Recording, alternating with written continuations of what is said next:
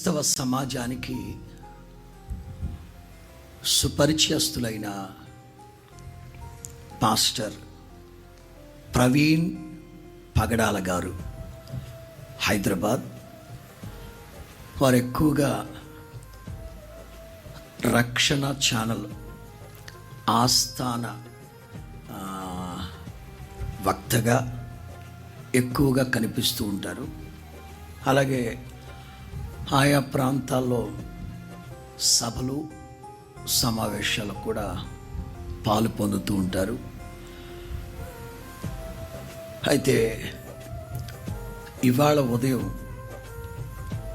రాజమండ్రి పట్టణ శివారుల్లో దివాను చెరువు Gammon fourth bridge మధ్యలో ఒక చోట రోడ్డు ప్రక్కన రక్తపు మడుగులో చనిపోయి ఉన్నారు. వారి కుటుంబం క్రైస్తవ సమాజంలో ఎంత గౌరవప్రదమైన కుటుంబం. వారు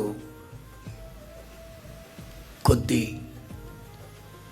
సాఫ్ట్వేర్ కంపెనీలు పెట్టి అనేక మంది నిరుద్యోగ యువతకి ఉద్యోగాలు కల్పించిన మంచి మనిషి.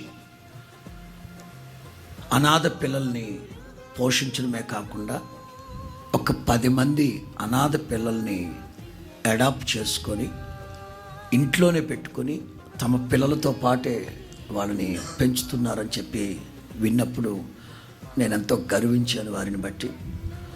అలాగే క్రైస్తవ సమాజానికి ఎంతగానో తెలుగు రాష్ట్రాలలో క్రైస్తవ సమాజం పట్ల అత్యంత బాధ్యత వహించిన వారైన దైవజనులు వారు లేని లోటు క్రైస్తవ సమాజానికి ఇంత అంత అని వర్ణించలేను.